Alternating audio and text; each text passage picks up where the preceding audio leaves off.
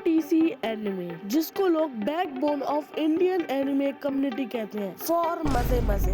देखो वैसे तो मैं कोई इंडियन एनिमे कम्युनिटी का कोई क्रिएटर नहीं हूँ, बट फिर भी मुझे लगा कि इस पर काम करना चाहिए क्योंकि मैं इसको हद से ज्यादा कंज्यूम करता हूँ, स्पेशली एनिमे क्लाउड को।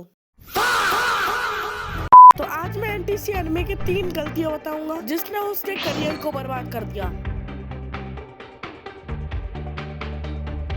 लेकिन उससे पहले एक छोटा सा नोट, मेरी आवाज थोड़ी सी दबी दबी इसलिए आ रही है क्योंकि मैं बीमार हो गया हूँ। हाँ, मुझे कोल्ड ड्रिंक पीने का ज़्यादा शौक है, मैं थोड़ा सा पागल हो गया हूँ, बट चिंता मत करो, जल्दी ही ये सब ठीक हो जाएगा और मैं वापस से अपने हेल्दी मूड में वीडियो बना पाऊंगा। तो hey guys, what's up, welcome to जिक्शा, जहां हम एक्सपोज करते हैं काफी सारे स्कैम्स और चैनल्स को, जैसे पतंजलि का बिजनेस या फिर सीखो ऐप का ढिंडोरा। एक एक करके हम सबको लपेटते हैं। एंड अगर तुम भी हमारे जिग बॉयज टीम के अंदर आना चाहते हो तो जल्दी से ये सब्सक्राइब का बटन दबा दो एंड साथ में कमेंट कर दो कि डरते नहीं है। अब सबसे पहले हम एनटीसी एनिमे के थोड़े से बैकग्राउंड के बारे में जान लेते हैं। ये रहता है दिल्ली में एंड इसके अलावा अब हमें और कुछ पता नहीं चल सका। मैंने मतलब 5 घंटे अपना सर मारा है लेकिन मुझे कुछ समझ नहीं आया, बट इसके बैकग्राउंड से नोबडी गिव अ फूक। तो अब हम बात करते हैं अपने इस वीडियो के मेन पार्ट पे कि कैसे इस इंसान ने खुद के करियर को खत्म। सबसे पहले कंट्रोवर्सी होती है 1 साल पहले, जब ये बंदा फॉरेन यूट्यूबर्स की वीडियोस को कॉपी कर रहा था एंड अपने चैनल पे डाल रहा था। एंड वैसे कॉपी नहीं, एकदम ही कॉपी पेस्ट, Ctrl+C+V। एंड मैं उसी चीज की एक छोटी सी झलक दिखाना चाहूंगा। मैं ज्यादा डीप में नहीं जाऊंगा क्योंकि ये कोई एक्सपोज वीडियो नहीं है। Who's the strongest in the Hanma family?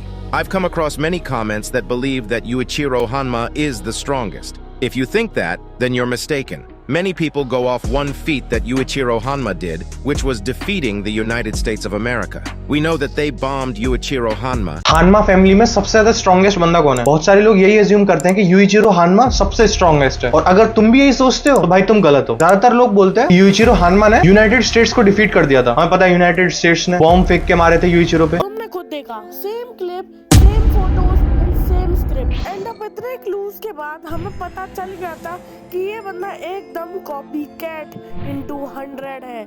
लेकिन अभी इसके कारनामे इधर खत्म नहीं होते, क्योंकि अब पहले तो इसने क्रेडिट दे दिया, जो कि काफी बढ़िया बात है, लेकिन फिर इसने कुछ ऐसा किया जिसने उसकी सारी की सारी रेपुटेशन पानी में गिरा दी। एंड वो चीज है कि ये बोलना कि जो लुकिज्म की जो स्ट्राइक्स हटी थी वो इसकी वजह से हटी थी, क्योंकि ये बहुत ज्यादा प्रोफेशनल एंड खतरनाक है। एंड अभी तुम्हें अगर लुकिज्म का सीन नहीं पता तो मैं बता देता हूँ। तो क्या हुआ कि बहुत सारे एनिमे यूट्यूबर्स, खासकर लुकिज्म वाले यूट्यूबर्स जो लुकिज्म एनिमे को कवर करते हैं, अब पता नहीं वो एनिमे है या मांगा, जो भी हो, लेकिन जो लुकिज्म वाले क्रिएटर्स थे उन पे बहुत सारी स्ट्राइक्स पड़ गई थी by Grim entertainment. And then 1-2 दिन बाद स्ट्राइक्स हट भी जाती हैं, लेकिन एनटीसी एनिमे इस मुद्दे पर यह कहते हैं कि जो ये स्ट्राइक्स है वो उनकी वजह से हटी है। भाई लोग, ये वीडियो पूरी लुकिज्म कम्युनिटी के लिए, खासकर लुकिज्म क्रिएटर्स के लिए। देखो, मेरे पास ग्रिम कंपनी की तरफ से स्ट्राइक आई थी 14 जनवरी को। उसके बाद काफी सर पैर मारे हमने, कभी किधर ईमेल करना, कुछ काम नहीं कर रहा था। तुम सबको पता है मैं एक कंपनी सेक्रेटरी हूँ, मैंने लॉ ही पढ़ा है, तो मैंने उनकी अलग अलग कंपनीज के पास प्रॉपर लीगल टर्म्स यूज करके मेल्स किए थे, जिनका रिप्लाई आया था मेरे को 17 जनवरी को शाम को 3-4 बजे के आसपास। दे सेड कि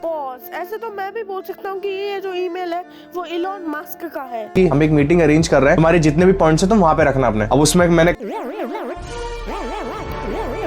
काफी ज्यादा दुनिया भर की बातें एक्सप्लेन करी, सारे ही लुकिज्म क्रिएटर्स को इंक्लूड करके। उसका रिप्लाई ये नहीं है कि उसी दिन आ गया, अगले दिन आ गया, 2 दिन बाद आया, 19 जनवरी को, वो भी रात में आया था 10 बजे के आसपास। दे सेड कि जो आपने पॉइंट्स बोले हैं उस पे हमारी टीम बात करना चाहती है। फाइनली 20 जनवरी को पीटीजे की टीम की तरफ से ही मेल आया था मेरे पास। उसके बाद धीरे धीरे उन्होंने सारे चैनल से स्ट्राइक वापस लेना स्टार्ट कर दिया था। तो सबसे पहले जो स्ट्राइक आई थी वो गिव एंटरटेनमेंट की वजह से आई थी, जो कि है एक नाइजेरियन कंपनी। एंड फिर इनकी जो पीटीजे टीम है जिसने इनकी स्ट्राइक्स हटवाई है, तो वो है एक साउथ कोरियन कंपनी जो कि फैंडम के बारे में है and all that shit.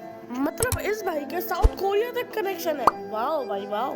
And इसी की वजह से कुछ महीनों या हफ्तों से इस भाई पे इतनी वीडियोस बन रही है, इतनी एक्सपोज वीडियोस बन रही है कि कोई सोच क्या कोई महसूस भी नहीं कर सकता। एंड इसी की वजह से इन्होंने एक और अपनी मैनिपुलेशन ट्रिक लगा दी, लेकिन इस बार कोई मैनिपुलेट नहीं हो पाया बेचारे से।